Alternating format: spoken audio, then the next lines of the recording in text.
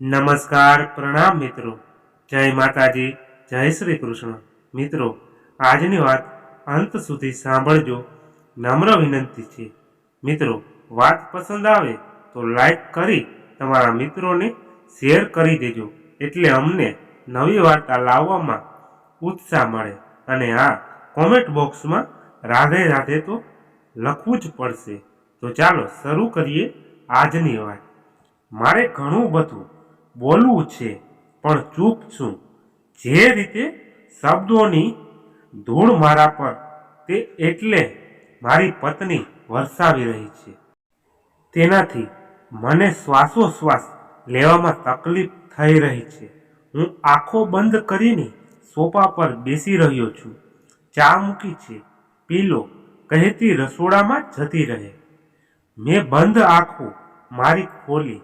મારી ઈચ્છા જરા પણ ન હતી ચા પીવાની, છતાં ચૂપચાપ પી લીધી. તે રસોડામાં હતી, હું સોફા પર બેઠો હતો. અમારી વચ્ચે મોંપણાનું ધુમ્મસ હતું. જો કે મારા માટે આ સ્થિતિ નવી ન હતી. મારી ચૂપીથી એનો લવારસ જેવો ગુસ્સો પાણીના પરપોટાની જેમ ફૂટીને ઓગળતો ગયો. જમવા બેસો, ડાઇનિંગ ટેબલ પર ગોઠવતા તે બોલી. બેસું છું કહી હાથ ધોવા ગયો. ચાના કપ રકાબી લઈને ઈચ્છા તો હતી કે ખાલી કપ રકાબી ત્યાં જ મૂકી રાખું, પણ ઠરી ગયેલી આગને ફૂંક મારવા માગતો ન હતો. હું મારી જાતને સંવાદ કરી રહ્યો હતો. 30 વર્ષ અમારા લગ્નને થઈ ગયા અને આ અચાનક મિન્ટુ ક્યાંથી ફૂટી નીકળ્યો, જેની સાથે નાહવા નીચોવાનો સંબંધ નથી, તે કંકોત્રી આપી ગયો. બેશરમ બનીને એ પણ મારી ગેરહાજરીમાં. અને મારી પત્ની પૂછે છે કે એની દીકરીના લગ્નમાં જઈએ કે. આજ મિન્ટુએ મારી પત્નીની દિશાને પહેલા પ્યારમાં દગો આપ્યો હતો, અને દિશાએ ઝેર પીને જીવન ટૂંકાવવાનો પ્રયત્ન કરેલો. કદાચ સમયસર હું ત્યાં ન પહોંચ્યો હોત તો અનર્થ થઈ જાય. એ થાળીમાં પીરસી રહી હતી, હું એને જોઈ રહ્યો હતો. એ જ્યારે ગુસ્સામાં હોય કે મસ્તીમાં, એને હું જોયા કરતો. મને મજા આવતી એનો રતુંબડો ચહેરો જોવાની. જાણે સૂર્યોદય હોય કે સૂર્યાસ્ત. અમારી વચ્ચે ઝઘડો થવાનું કારણ પણ મિન્ટુ હતો. તે દિવસે ઓફિસથી ઘરે આવ્યો. વિચાર્યું હતું કે કાલે રવિવાર છે, આજે એટલે કે શનિવાર, લાસ્ટ શોમાં પિક્ચર જોવા જઈએ. હરખાતો મલકાતો ઘરમાં પ્રવેશ્યો. શું વાત છે, આજે બહુ ખુશમાં છો કેમ, એમ પૂછ્યું મેં નાટકીય અંદાજમાં. મારી ખુશી વ્યક્ત કરી અને એ આદત મુજબ મારું નાક પકડી હસી પડી. હું સોફા પર બેઠો. પાણીનો ગ્લાસ લાવી તે મારી બાજુમાં બેઠી અને ઊંડા વિચારોમાં ખોવાઈ ગઈ. મને અજીબ શું લાગ્યું. એક્ટ્રેસે હું જોઈ રહ્યો. તે ઊભી થઈ, ખાનું ખોલ્યું. એક પ્લાસ્ટિકની થેલી લઈ મારી પાસે બેઠી. થેલીમાંથી કંકોત્રી કાઢીને તેણે કહ્યું, આજે મિન્ટુ આવ્યો હતો. એની દીકરીના લગ્ન છે. આપણને આમંત્રણ આપી ગયો છે. મિન્ટુનું નામ સાંભળતા જ હું મારો મિજાજ ખોઈ બેઠો. તે એને અંદર કેમ ઘૂસવા દીધું?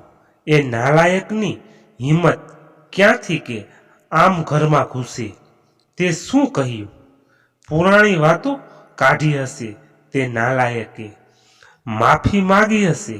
કદાચ તમે બંને રડ્યા હશો. આપણને સંતાન નથી તે જાણી ખોટો અફસોસ વ્યક્ત કર્યો હશે. લગ્નમાં આવવા આજીજી કરી હશે અને તે હા પાડી હશે. એક ક્ષણ આવા તોફાની વિચારોને મેં શાંત પાડ્યા. હું સ્વસ્થ થયો.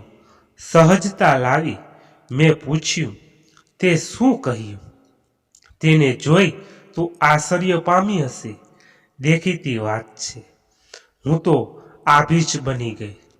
શું કરવું શું ના કરવું કશું ના સમજાયું.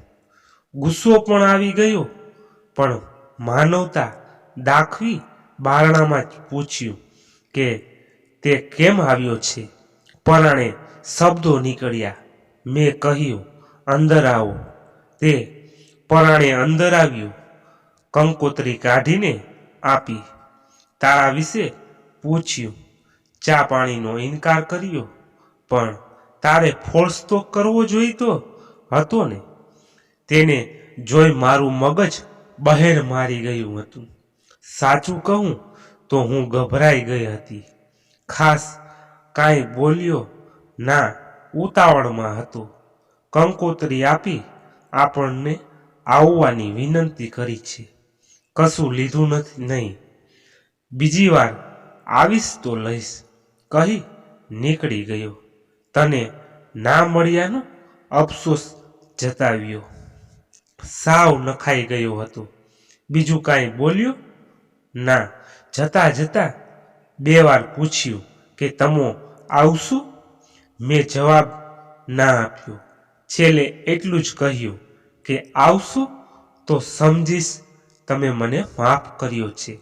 થોડી ક્ષણો અમે બંનેએ મૌનનું આવરણ ઓઢી લીધું. તે ઊભી થઈને બારી બહાર આકાશ જોઈ રહી હતી અને હું તેને ત્યાં કેમ ઊભી છે, શું વિચારે છે, અમસ્તી કહેતા મારી બાજુમાં બેઠી. પછી ધીમેથી મને પૂછ્યું, તને શું લાગે છે, જવું જોઈએ? તારી શી ઈચ્છા છે? મેં તને પૂછ્યું છે. તારી ઈચ્છા હોય તો તું જઈ શકે છે, પણ હું નહીં આવું. હું ક્યાં જવાની છું? આ તો જસ્ટ મેં તને કહી દીધું. આ વાત અહીં ખતમ, ઠીક છે? કહી તે તેના કામમાં ઓગળી ગઈ. આ વાતને 2 દિવસ વીતી ગયા.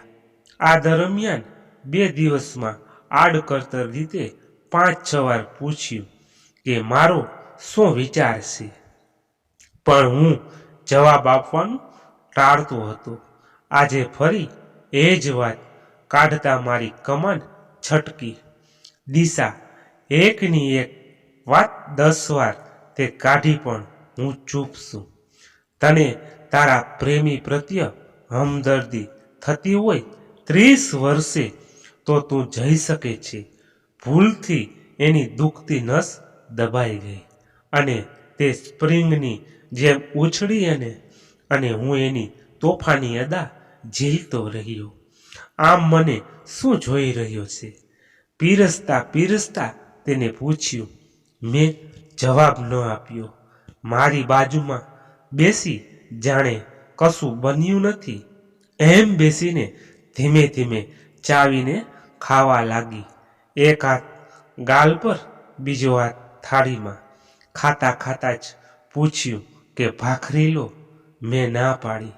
બબડતા તે બોલી, ભગવાને શાંતિથી ખાવાનું આપ્યું છે તો ખાવ ને. કહી મારી થાળીમાં ભાખરી મૂકી.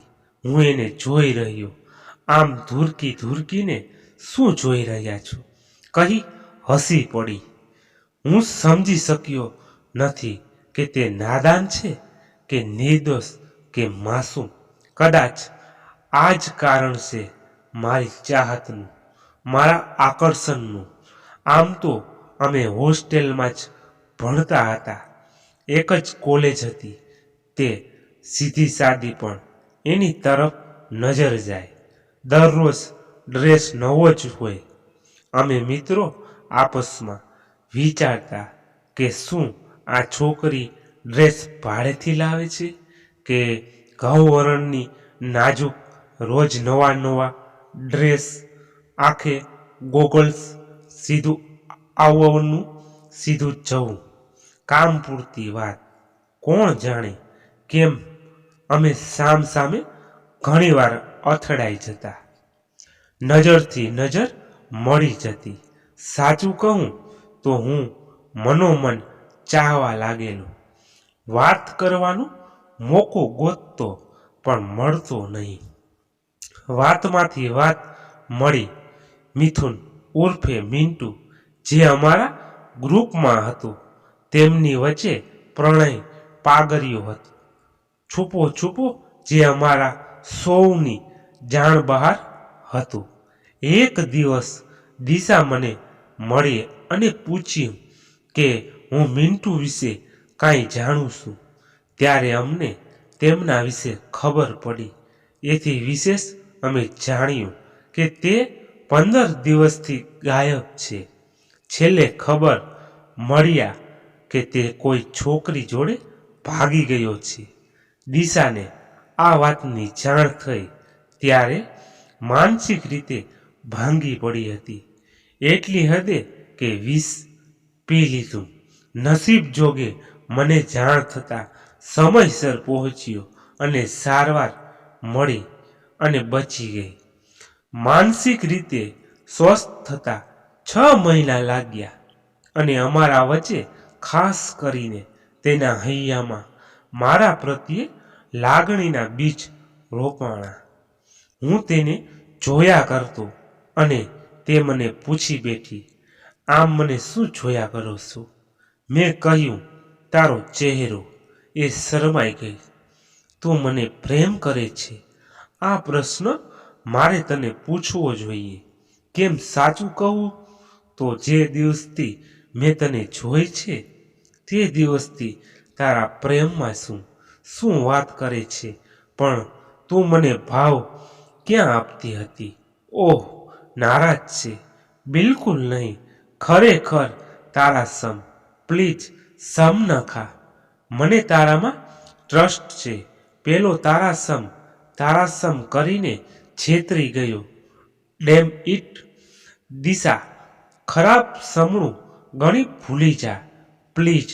પણ તું ભૂલી શકીશ. ભૂલમાં પણ ભૂલી શકીશ. તને શક છે.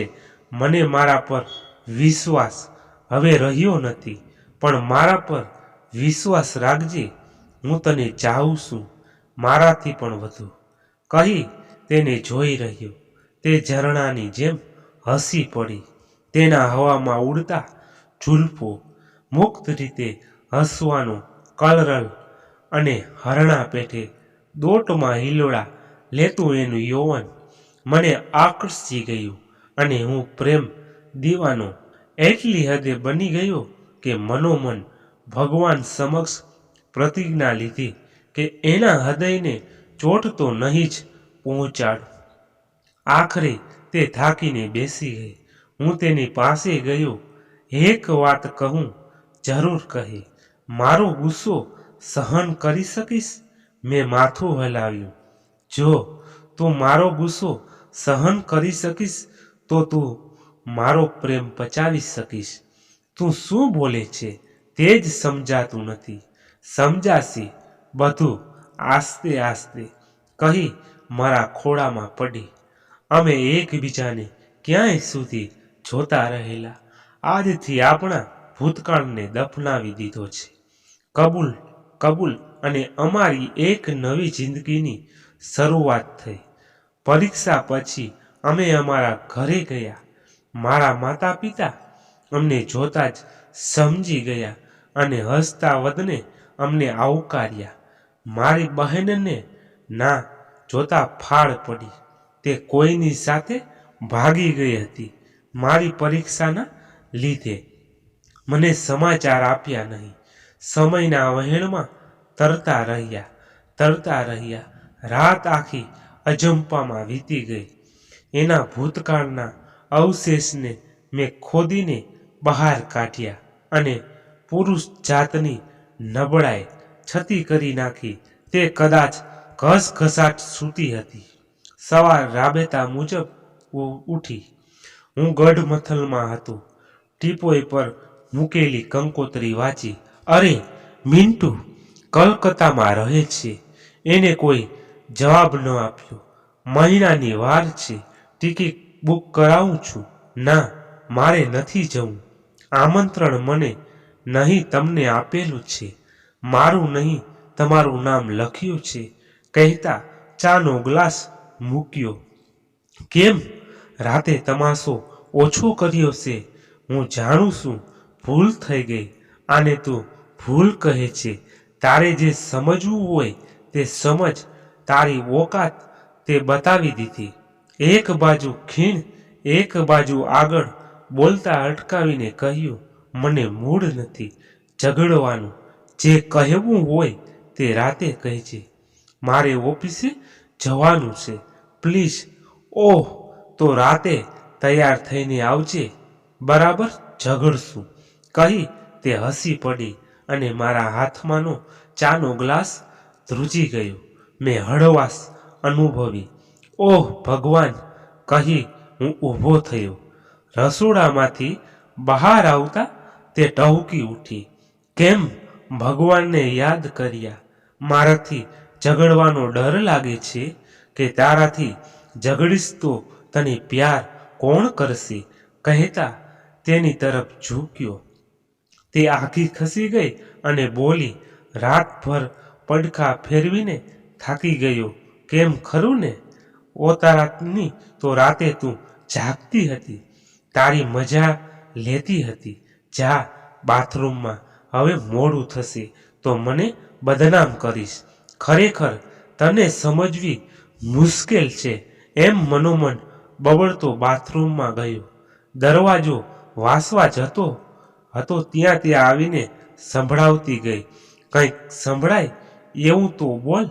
ઓફિસમાં મન વંટોળમાં પતંગ જેમ ઝોલા ખાય તેમ ઝોલા ખાઈ રહ્યું હતું. મિન્ટુ નામનો વંટોળ મારા મનને અહીં તહીં અથડાવી રહ્યો હતો. શંકા કુશંકા એ મારા સ્થિર જીવનમાં વમળ પેદા કર્યા હતા. દિશા પ્રત્યેના પ્રેમ વફાદારીનું ક્રોકેટનું ચણતર પાણીની દિવાલની જેમ છિન્ન ભિન્ન થઈ ગયું હતું.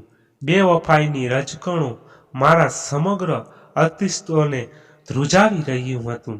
જે મિન્ટુને એના નામ માત્રથી ધિક્કારતી હતી તેના તરફ સહાનુભૂતિ મારું મન ચક્રવાતમાં ખૂપી ગયું હતું. ન સમજાય તેવા પ્રશ્નો પ્રતિપ્રશ્નોની ડમરીમાં ધેરાઈ ચૂક્યા હતા. શું હું બેવકૂફ હતો? શું તે મારી સાથે સંજોગોનો શિકાર બની અત્યાર સુધી બનાવટ કરતી હતી? મને ખરેખર પ્રેમ કરતી હતી? શું મિન્ટુ સાથેની બંધ થઈ ગયેલી ફાઇલને મારી જાણ બહાર ખોલી હતી? વર્ષોથી જેની સાથે બોલવાનો સંબંધ નથી તેને મારા ઘરનું સરનામું ક્યાંથી મળ્યું હશે? કદાચ દિશા તો નહીં હોય ને? મને ફિલ્મી એક ડાયલોગ યાદ આવી ગયો જેમાં હિરોઈન કહેતી હોય છે કે પ્યાર એક ही बार होता है, दूसरी बार जो होता है वो है सिर्फ समझौता. તો દિશા અને મારા વચ્ચે પ્રેમ નહીં પણ તેના માટે સમયની જરૂરિયાત હતી અને મારા માટે એ બીજાની ના થઈ. તેને ખુશી મને મારી વસ્તુ મળી, તેનો ગર્વ કે દ્વેષ ભાવ જેને મેં પ્રેમનું સોહામણું વસ્ત્ર જાણે અજાણે પહેરાવ્યું હતું. મારી જાણ બહાર આ બાબતનો ફેસલો તો કરવો જ પડશે. કહી દઈશ કે હજી મિન્ટુ પ્રત્યે લાગણી હોય તો તેની સાથે જઈ શકે છે. તને મારા બંધનમાંથી મુક્ત કરું છું. લાગણીનું બીજું નામ એટલે ઉભરો, જે ઢોળાઈ પણ જાય છે અથવા ધીમે ધીમે ઉકળી વરાળ થઈ ક્યાંય વાદળ રૂપે બંધાઈ જાય છે. જેમ જેમ હુપણું મારું ઓગળતું ગયું તેમ તેમ દિશા તરફી વલણ મારામાં પ્રવેશતું ગયું. હું મારી જાતને પૂછી રહ્યો હતો કે મિન્ટુ અને મારી વચ્ચેના સંબંધમાં આત્મીયતા ક્યાં હતી? હાય, હલો કે બાય એથી વિશેષ ક્યાં કશું હતું?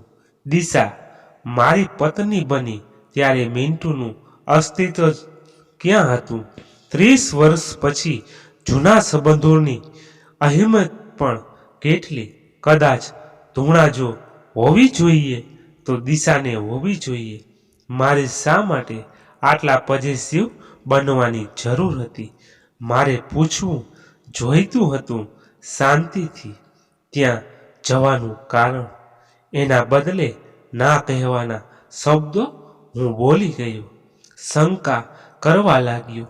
એને કેવી ઠેસ પહોંચી હશે, છતાં કડવા ઘૂંટ પી ગઈ અને સોરી જેવા 2 શબ્દો હું બોલી ના શક્યો. મને મારી જાત પર શરમ આવી.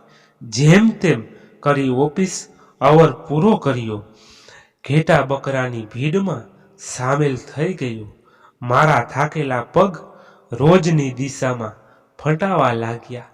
મારી ચાલ, મારા હાવભાવ, મારું અસ્તિત્વ, મારા હૈયાની ધડકન, મારા વિચારોનો ગ્રાફ બધું એકબીજાથી વિપરીત ચાલી રહ્યું હતું. નરાકમનો અંધકાર મને ડરાવી રહ્યો હતો. કદાચ એ જ કહી દે કે હું તારાથી અલગ થવા માંગુ છું તો? આનો મારી પાસે કોઈ ઉકેલ નથી. એજ યુ વિશ. આ જ મારો ઉત્તર હશે. કદાચ ઘર ખોલતા ટીપોય પર કાગળ હશે. કાગળને ફરિયાદોથી રંગ્યો હશે અને લખ્યું હશે ગુડ બાય. અને એથી વિશેષ કદાચ સુસાઇડ કર્યું હશે તો એ વિચાર આવતા જ હું ધ્રુજી ઉઠ્યો. પરસેવાના તાતણા વીંટળાઈ વર્યા. એક વિહમણું દૃશ્ય મારી આંખો સમક્ષ ફરી વળ્યું.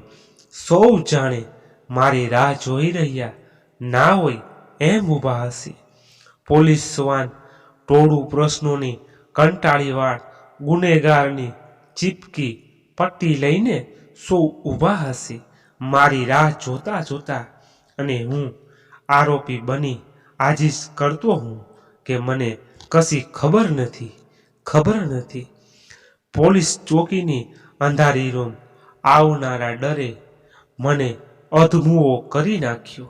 સાહેબ, તબિયત તો સારી છે ને?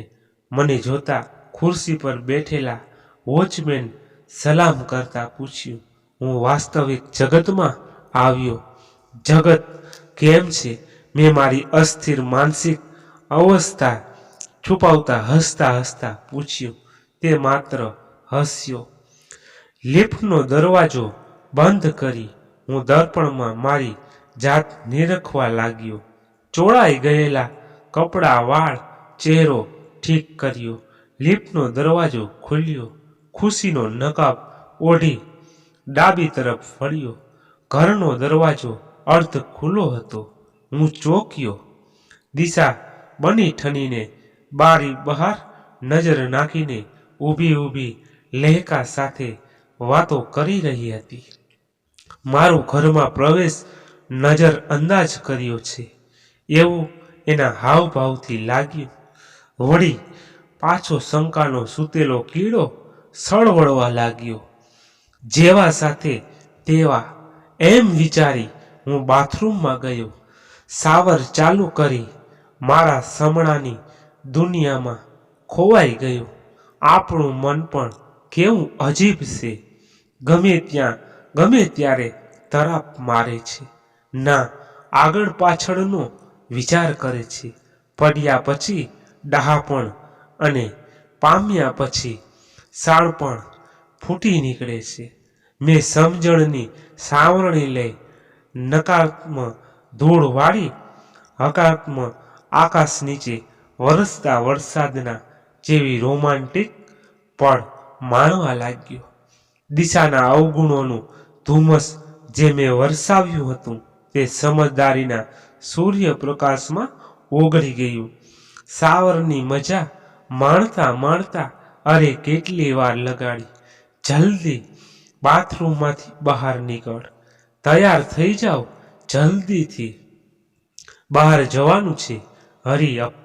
સુખદ પળની પાંખડી પર ઝૂલતા ખુશીઓના ઝાકળ લહેરાઈ ઉઠ્યા.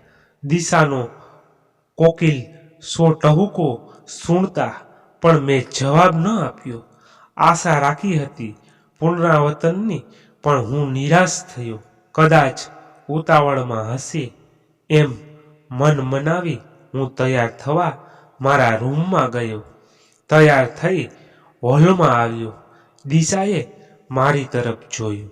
પરાણે ખુશીઓનું લીપણ લગાવી પૂછ્યું, આજ સરપ્રાઈઝ છે કે શું? હા, તે કલ્પના પણ નહીં કરી હોય. ઊભા થતા તે બોલી, આજે જરૂરી ચોખવટ કરવી છે. હોટલમાં જઈએ, શાંતિથી વાત કરીએ. ચલ. મારકણું સ્મિત કરતા બોલી, જ્યારે કોઈ વાત મારી સમજણ બહાર જાય ત્યારે આગે આગે દેખા જાયેગા. પડશે એવા દેખાશે. જેવી નીતિ અપનાવી ચૂપ રહું છું. આપણે ક્યાં જઈ રહ્યા છીએ? જમણી તરફ નજર માંડતા પૂછ્યું. ના જવાબ મળ્યો. એની નજર બારી બહાર હતી. ટેક્સી સડસડાટ દોડી રહી હતી. હવામાં લહેરાતી લટને વારે વાર સરખી કરી રહી હતી. દિશા, મેં તને કશું પૂછ્યું છે? મેં સાંભળવાનું બંધ કરી દીધું છે. એટલે તારે જે સમજવું હોય તે સમજ. કહી મારી સામે જોયું. ઠીક છે કહી મેં મોબાઈલ કાઢ્યો અને આ જાતનું એનું વર્તન મારા માટે નવું ન હતું. ખરેખર તો એ પર્વતીય મોસમ હતી. સૌથી મજાની વાત તો એ કે પળ પળ બદલાતી જાણે મોસમ. ક્યારે એનો સ્વભાવ બદલાય એ ખબર ના પડે. અને હું એનું આવું વર્તન સહી લેતો તેનું એકમાત્ર કારણ હું એને ચાહતો હતો. મારી પાસે ચાહતની વ્યાખ્યા તો નથી, પણ એ ના હોય, વિસાઈ જાય ત્યારે હું આકુળ વ્યાકુળ બની જતો. કદાચ મારો શ્વાસોશ્વાસ હતી. આ મારી નબળાઈ નહીં, પણ મારો સ્વભાવ હતો. યુટર્ન લેકર મિલન હોટલ કે અંદર લો. જી મેમ સાહેબ. ટેક્સીએ ધીમેથી યુટર્ન લીધો. ગેટ પાસે ટેક્સી ઊભી રહી. ખિસ્સામાંથી પાકીટ કાઢી મેં બિલ ચૂકવ્યું. ત્યાં સુધીમાં દિશાએ વેર વિખેર એના જુલ્ફોને સરખા કર્યા. જેમ ગોવાળીઓ આડા અવળા દોડતા ગાય વાછરડાને લાઈન દોરીમાં લે. ચાલો. રાત રાણી સુસ્માઇલ ચહેરા પર લાવી મને આજ્ઞા કરી. હું તેની પાછળ ઘસડાયો, રિસાયેલા બાળકની જેમ. કાઉન્ટર પર ગપસપ થઈ. Madam, room number 304. લિફ્ટ આવી. દરવાજા બંધ થયા. પલ પલ દિલ કે પાસ ટ્યુબ વાગી. દરવાજો ખુલ્યો. જમણી તરફ વળ્યા. ટોટલી એસી હોટલ. ડીમ લાઇટ, માદક સુવાસ, મનોહારી ઇન્ટેરિયર ડેકોરેશન. જોતા જોતા શબ્દો સરી પડ્યા. અહીં સુહાગરાત માણવા આવ્યા છીએ. પસીનો લૂછતા લૂછતા બોલાઈ જવાય. સુહાગરાતનો આનંદ એકવાર આવે જે ભૂલે ના ભૂલાય. હસતા હસતા આંખ મિચકારતા તે બોલી, પણ તને એવું સરપ્રાઈઝ આપીશ કે છતે દિવસે તારા નજરે આવશે. કહેતા ડોરબેલ વગાડ્યું. મનમાં વલોવણ શરૂ થઈ ગયું. બહુ તો રાતની વાત લઈને ડાયવોર્સની માગણી કરશે. નો પ્રોબ્લેમ્સ. એને મનાવવા કરતા એ જેનાથી રાજી રહે તે કરવું, તે ખુશ રહે એમાં અમારી જિંદગી છે. દરવાજો ખુલ્યો. લગભગ 25 વર્ષની છોકરી હશે. સસ્મિત કહ્યું, આવો. યંત્ર વંત્ર અંદર પ્રવેશ કર્યો. અમને પગે લાગી. આશ્ચર્ય પર આશ્ચર્ય. તે અંદર ગઈ. મેં પૂછ્યું, કોણ છે? ઈશારાથી દિશાએ સમજાવ્યું કે થોભો રાહ જુઓ. તેણે દૂધ કોલ્ડ્રિંકના ગ્લાસ ટીપોય પર મૂક્યા. મામા મામી લો. હું મનોમન હસ્યો, બબડ્યો, ખરેખર હું મામો બની રહ્યો છું ને પરાણે ગ્લાસ મોઢે માંડ્યો. તે અંદર ગઈ. થોડી વારમાં કપડાં બદલીને પાછી આવી. સરસ લાગતી હતી. કદાચ પોતીકી પરફ્યુમની સુગંધ અને દૂધ કોલ્ડ્રિંકનો સ્વાદ માનીતો ને જાણીતો લાગ્યો. હું વિચારમાં પડી ગયો. મામા, દૂધ કોલ્ડ્રિંક કેવું લાગ્યું? આ પરફ્યુમની સુગંધ કેવી લાગી? મેં કોઈ જવાબ ન આપ્યો. મમ્મીએ તમારી ભાવતી મનગમતી ચીજોની ઘણી વાતો કરેલી. આ દૂધ કોલ્ડ્રિંકનો સ્વાદ, મેં લગાવેલ પરફ્યુમની સુગંધ તમારી ફેવરિટ છે. કેમ, ખરું ને? કદાચ મેં પહેરેલા ડ્રેસનો કલર પણ. ભાવુક નજરે એ મને જોઈ રહી હતી. હું હસ્યો. પણ તારી મમ્મી ક્યાં છે? મારી જાણ બહાર. એની માસુમિયત જોઈ મારા મુખમાંથી શબ્દો સરી પડ્યા. મમ્મી એક ઊંડો શ્વાસ લઈ બારી પરના પડદા બાજુ પર લઈ ખુલ્લું આકાશ જોઈ રહી હતી. થોડી ક્ષણો મૌનની પારદર્શક દિવાલ રચાઈ ગઈ.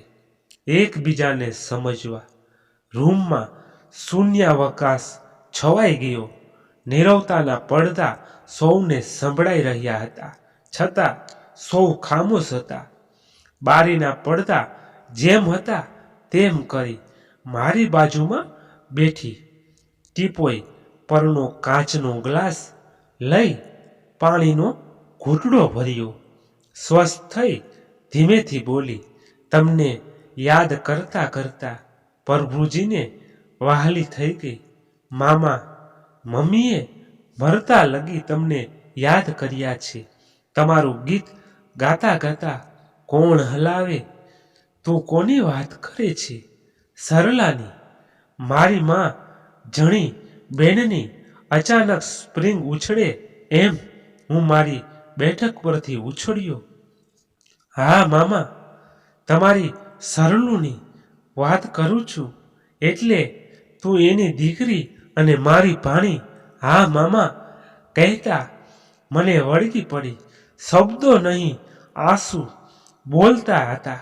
સન્નાટો હતો. કોમળ તડકા જેવો. દિશાને ઊભી થઈ અમને પાણીનો ગ્લાસ આપ્યો. બેટા, તારું નામ? તમે કંકોત્રી નથી વાંચી? પપ્પા તમને આપી ગયા હતા. પરિસ્થિતિ હું પામી ગયો. સ્વભીલો પડ્યો, પણ હકીકત સ્વીકારી લીધી. ના બેટા, માંડ માંડ બોલી શક્યો. ત્યાં જ મોન્ટુ અંદરના રૂમમાંથી બહાર આવ્યો. ચોખવટ કરતા કહ્યું, બેટા, તારા મામા મને મળ્યા ન હતા, પણ પપ્પા તમે તો બેટા તને ખુશ રાખવા સિર્ફ તારા મામી મળ્યા હતા.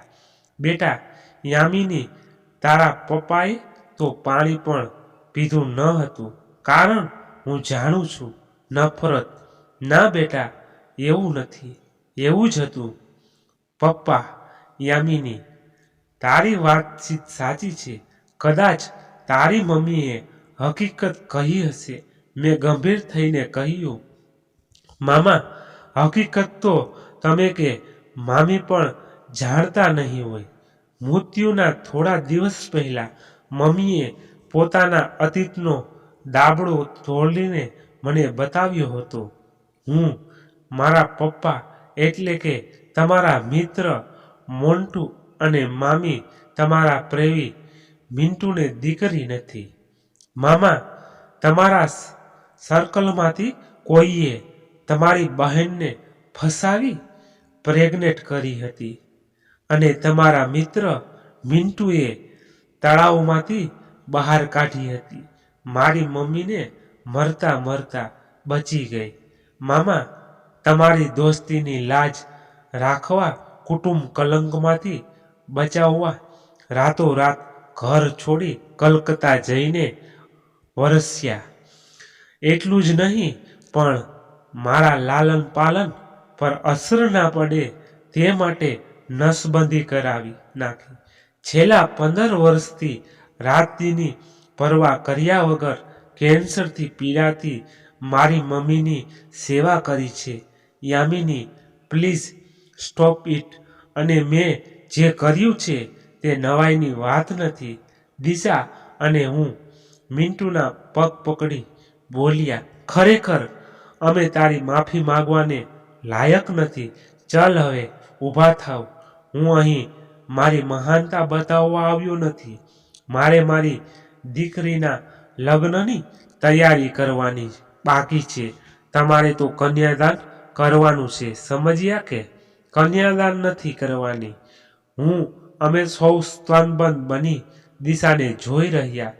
તે હસતા હસતા બોલી, કન્યાદાન કરવાની જરૂર નથી.